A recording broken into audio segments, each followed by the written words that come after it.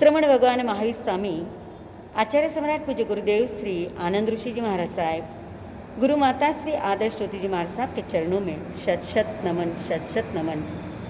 आज आप सबके लिए दैनिक चर्या का लाभ, बेनिफिट्स ऑफ डेली एक्शन, धार्मिक चर्या का लाभ का पार्ट 1 मॉर्निंग को कैसे बेस्ट बनाए, उसका खजाना लेकर के आई हूँ। आशा ही नहीं, पूर्ण विश्वास है कि इस खजाने से आप कुछ न कुछ अवश्य ग्रहण करेंगे। चाहे आप दीक्षा न ले सको, चाहे आप संन्यास ग्रहण न कर सको, चाहे आप संयम धारण न कर सको, या फिर कोई बड़ा तप न कर सको, पर छोटी छोटी बातें वो अपने जीवन में अपना ही सकते हो। मैं बहुत सीधी सादी सिंपल भाषा में आपको बताऊंगी कि आपका पुण्य का घट कैसे भरे, जीवन में कैसे खुशहाली छाए, कैसे कुछ अंशों में पाप से बचाव हो, कैसे घर में और जीवन में पॉजिटिव ऊर्जा प्राप्त हो। उसके लिए छोटी छोटी बातें बताऊंगी जिसे आप अपना सकते हो, धारण कर सकते हो। गुड मॉर्निंग तो सब बोलते हैं, पर धार्मिक एक्टिविटीज़ करके गुड मॉर्निंग को बेटर नहीं पर बेस्ट बनाना है। पर कैसे बेस्ट बनाना है, मॉर्निंग को कैसे बेस्ट बनाएंगे, उसके लिए आपको बताती हूँ कि देखिए, आप सुबह उठकर सुबह कितने बजे उठते हो? कोई 10 बजे, कोई 9 बजे, कोई 8 बजे, कोई 7 बजे। तो कोई ऐसे व्यक्ति भी है जो 3 बजे उठता है, कोई 4 बजे उठता है, तो कोई 5 बजे उठता है। उठने का सवाल नहीं, जब भी उठो, पर उठने के बाद क्या करना है? उठते से ही आप सब क्या करते हो? तो कोई उठते ही नवकार गिनता है, कोई प्रभु का स्मरण करता है, कोई जय श्री कृष्ण बोलता है, तो कोई जय जिनेन्द्र बोलता है, कोई हरिओम बोलता है, तो कोई राधे राधे बोलता है। ये तो सारी ठीक है कि धार्मिक एक्टिविटीज़ हुई, पर कई ऐसे महानुभाव टीनेजर से कि उठते से ही पहला अपना मोबाइल देखेंगे, किसका फ़ोन आया, किसका मैसेज आया। तो कोई उठते से ही टीवी ऑन करेंगे, तो कोई ऐसे महानुभाव है जो उठते से ही वॉशरूम जाएंगे, लाइट फैन चालू है तो बंद करेंगे, कोई लाइट फैन बंद है तो उसे चालू करेंगे। कई बहनें ऐसी है कि जिनके पतिदेव ऑफिस जाना चाहते हैं, कोई दुकान जाने वाले हैं तो कहती है कि फटाफट टिफ़िन बनाना है, टिफ़िन बनाना है, इसलिए किचन में घुसती है। क्या घर में टिफ़िन बनाते हो? क्या घर तुम्हारा फैक्ट्री है कि टिफ़िन बनाते हो? नहीं, तुम तो पूड़ी, पोहे, उपमा आदि नाश्ता बनाते हो, पर हमारी बोली चाली की भाषा हो गई कि हम टिफ़िन बनाते हैं। खैर, ये सारी क्रिया है, ये पापकारी क्रिया है, और उठते से ही यदि हम पापकारी क्रिया करते हैं तो सारा दिन हमारा ये पाप कर्म का बंध करवाता रहेगा। तो सुबह उठकर क्या करना चाहिए? आज आपका दिन सफल और सार्थक हो, आपका दिन धर्ममय बीते, आपका आज का दिन जिसमें पुण्य का बंध ज़्यादा हो। इसलिए ये बताना चाहूँगी कि सुबह उठकर क्या करना है। तो देखिए, सुबह उठकर के एक धार्मिक एक्टिविटीज़ करना है। अब ये बताना चाहूँगी, ज़रा ध्यान से सुनना, कि जैसे आपकी नींद खुलती है तो नींद खुलने पर इधर उधर नहीं देखना है और न ही यहाँ वहाँ देखना है। इकडे तिकडे नाही बघायचं,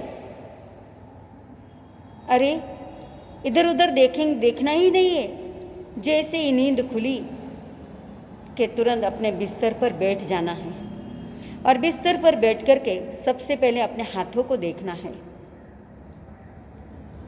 और अपने हथेलियों को खोलना है, हथेलियों को देखना है।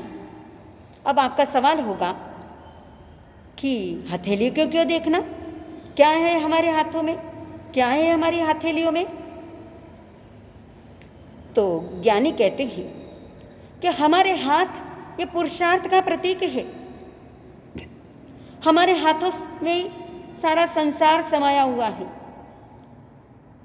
सारे संसार का वैभव हम इन हाथों से प्राप्त करते हैं।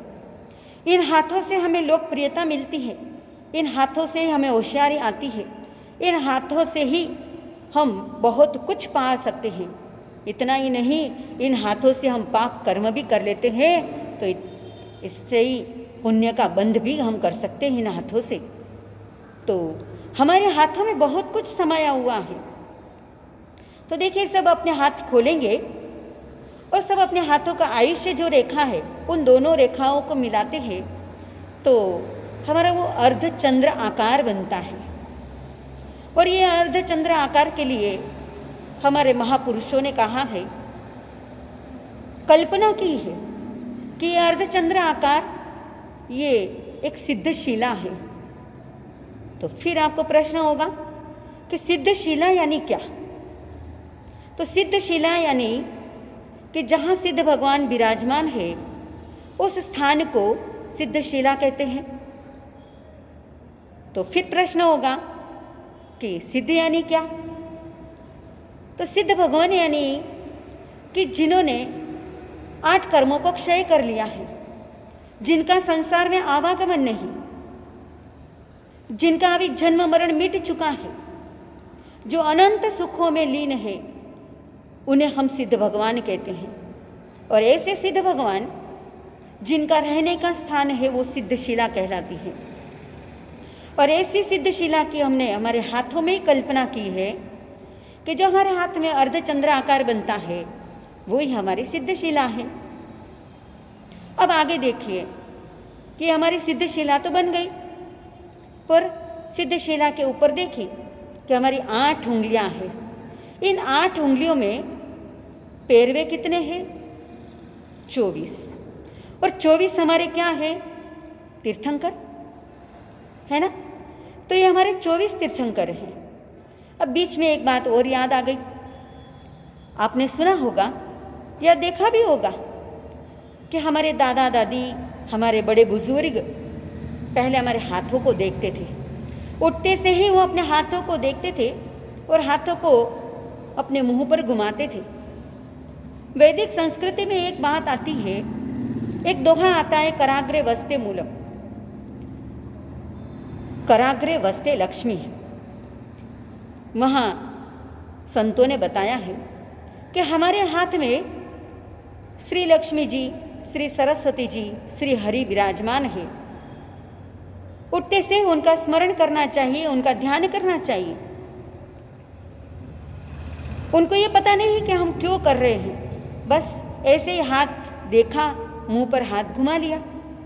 पर हमारे यहाँ हमारे महापुरुषों ने कहा है कि हमारे हाथ में जो सिद्धशिला बनी है और ये जो 24 पैरवे है, उस कल्पना करते हुए कहा है कि हमारी सिद्धशिला है और ये हमारे 24 तीर्थंकर है।